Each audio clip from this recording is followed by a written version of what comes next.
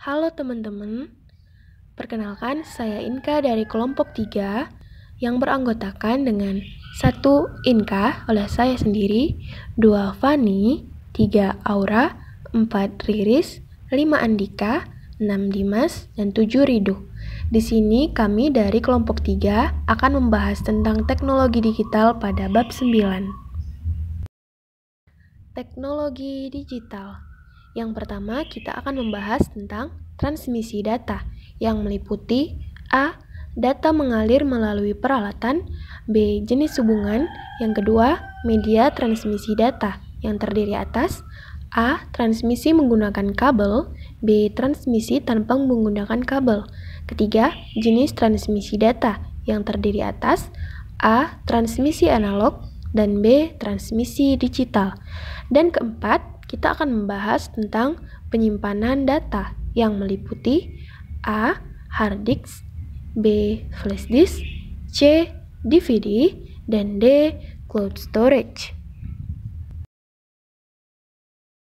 Langsung saja kita bahas yang pertama. A. Transmisi data. Transmisi data merupakan proses pengiriman data dari sumber data ke penerima data melalui media pengiriman tertentu. Misalnya dari perangkat input ke pemproses, pemproses ke storage, pemproses ke media output, atau bahkan dari suatu sistem komputer ke sistem komputer lainnya.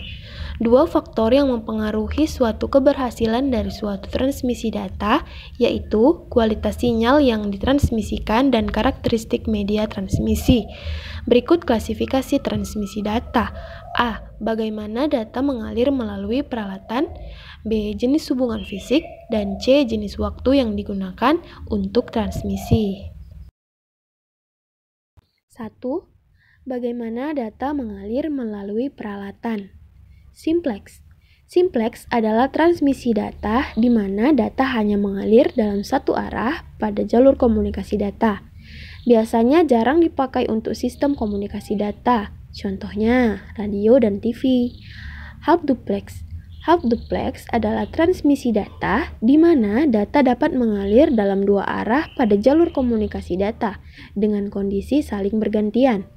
Terdapat turnaround time atau waktu untuk mengubah arah. Contohnya, handy-talkie, radio amatir, dan interaksi terminal ke komputer. Full duplex. Full duplex adalah transmisi data di mana data mengalir dalam dua arah pada jalur komunikasi data secara serentak.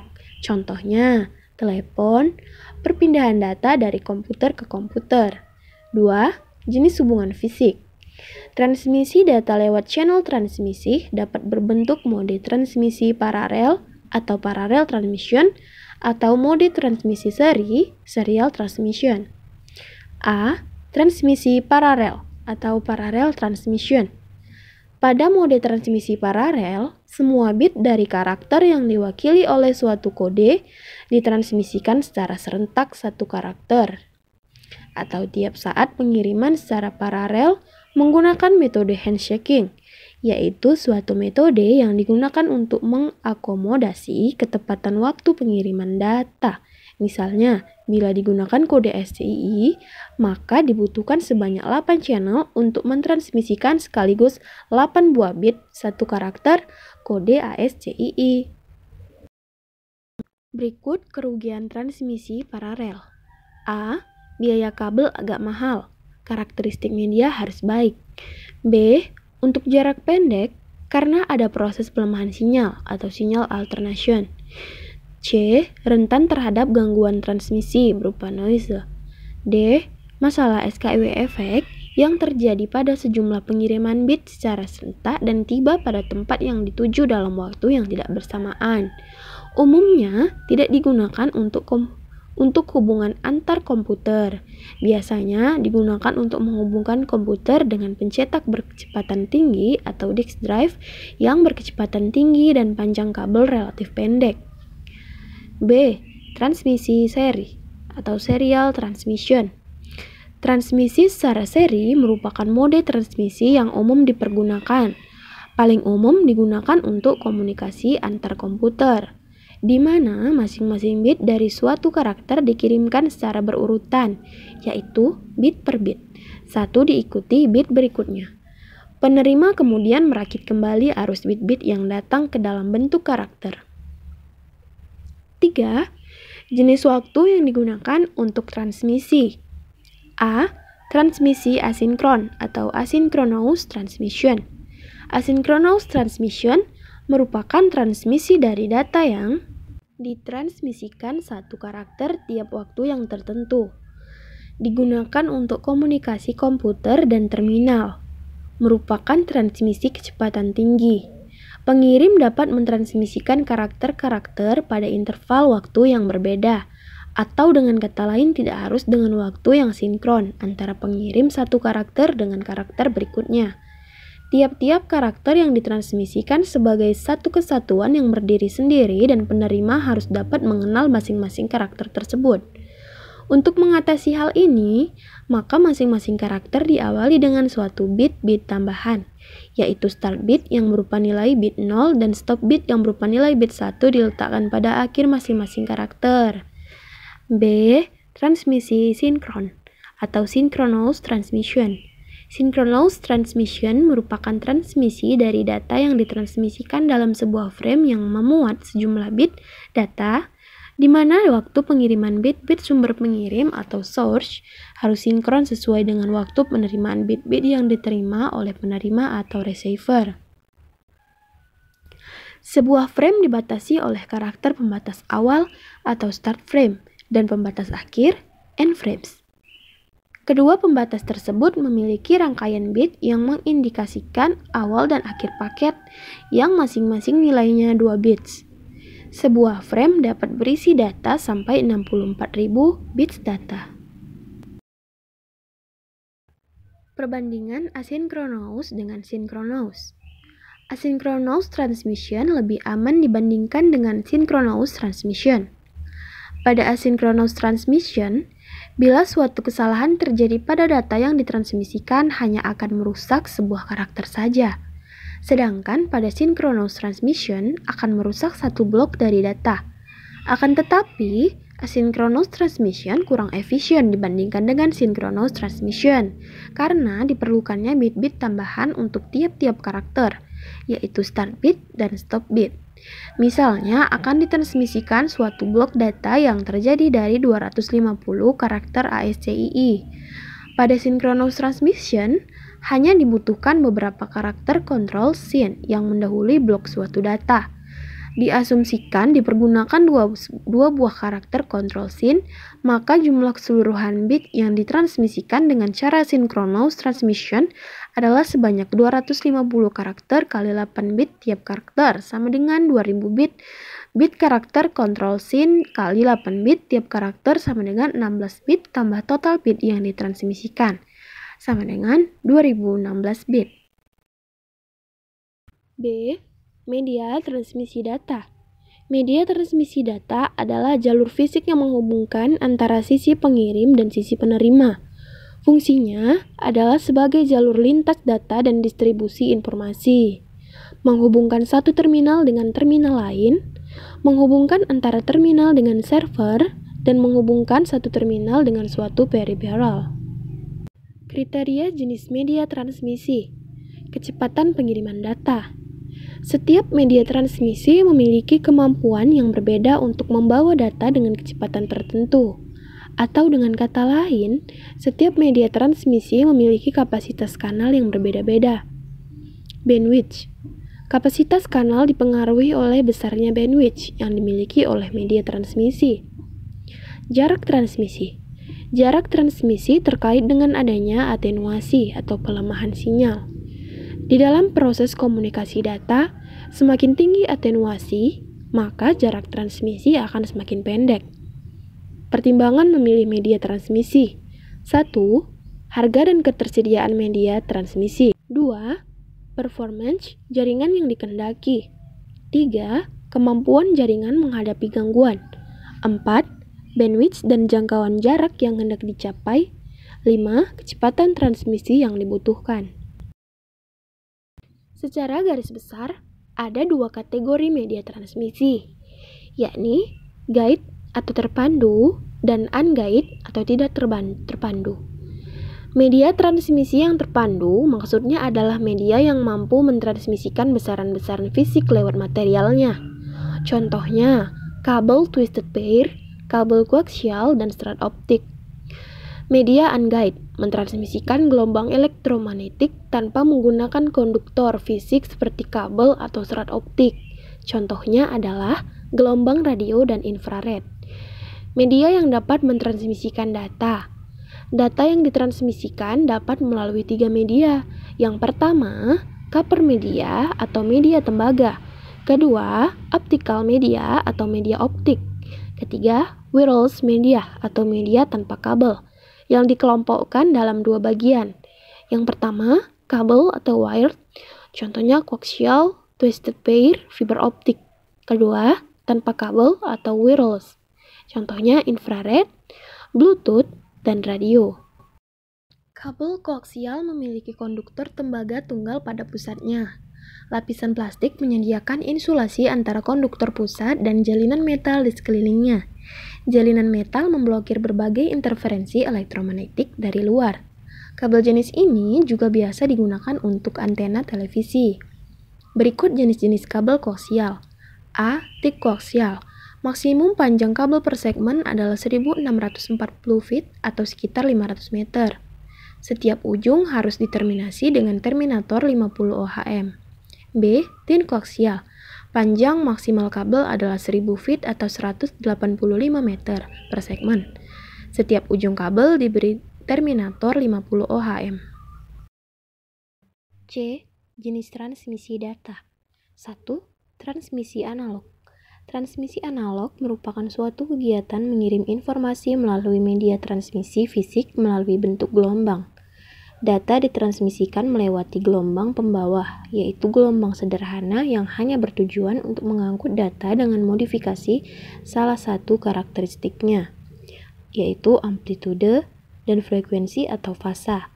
Oleh sebab itu, transmisi analog juga sering disebut carrier wave modulation transmission.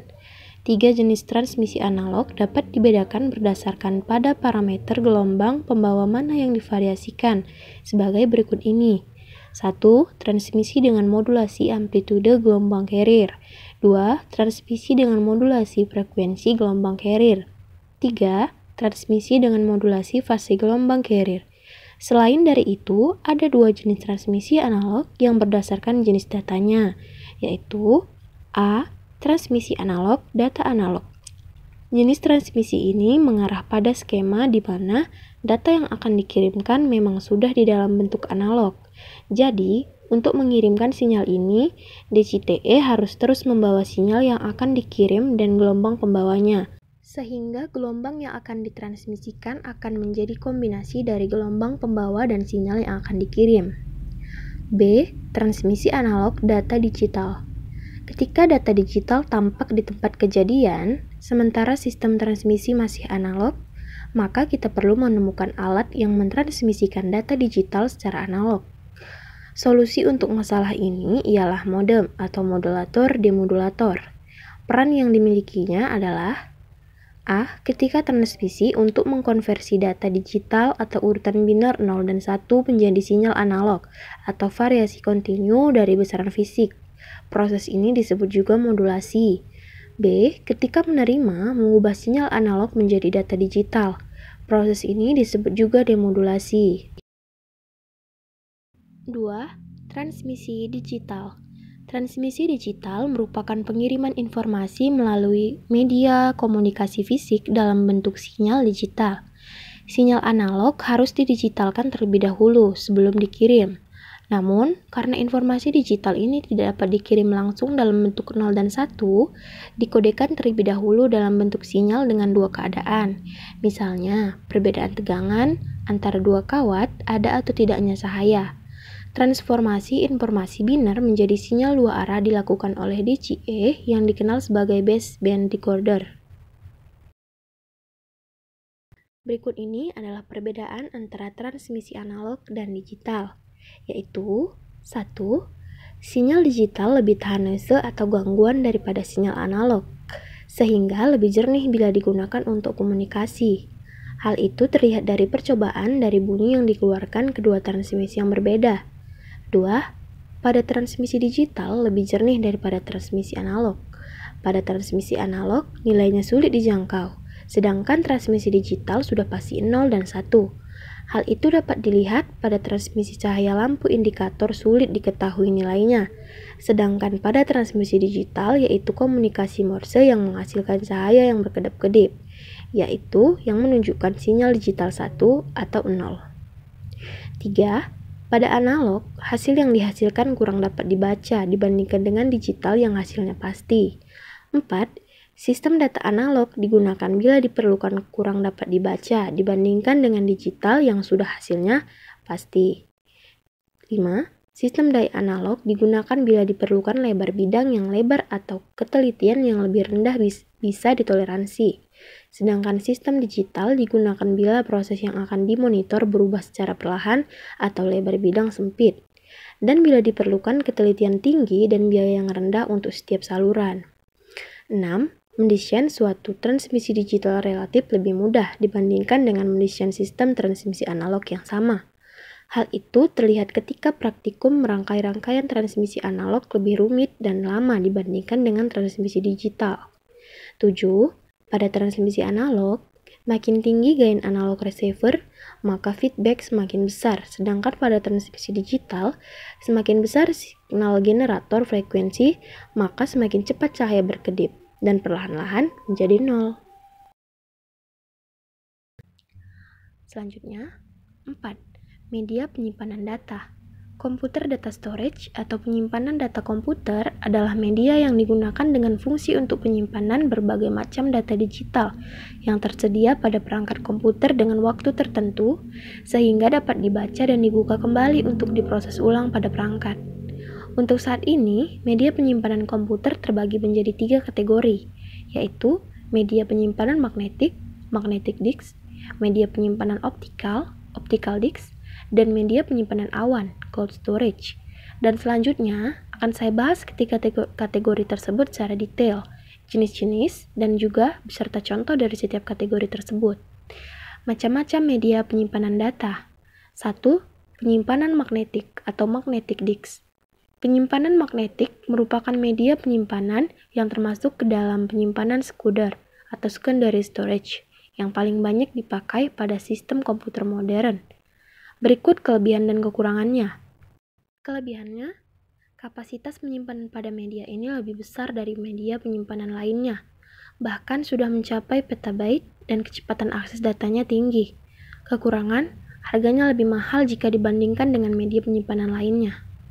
Cara kerjanya, hanya beberapa pada saat disk digunakan, motor drive berputar dengan kecepatan yang sangat tinggi.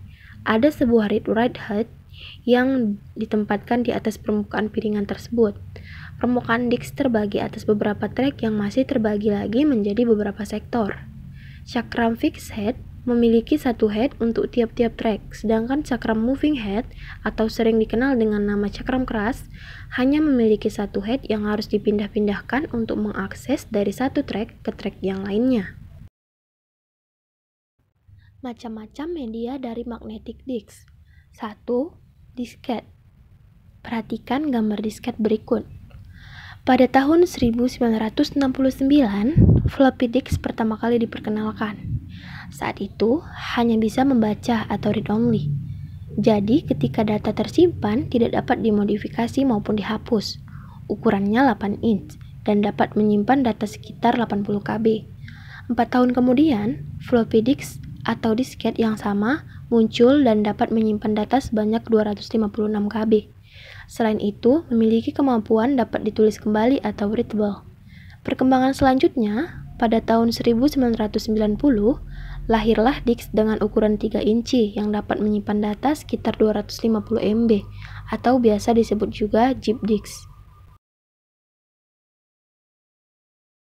2. Hard disk. Hard disk adalah jenis disk yang bersifat tetap, tidak perlu dikeluar masukkan sebagaimana disket floppy. Umumnya terbuat dari bahan logam padu yang berbentuk piringan atau pelat.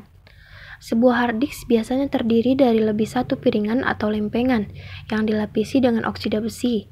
Cara penyimpanan datanya hampir sama dengan disket floppy.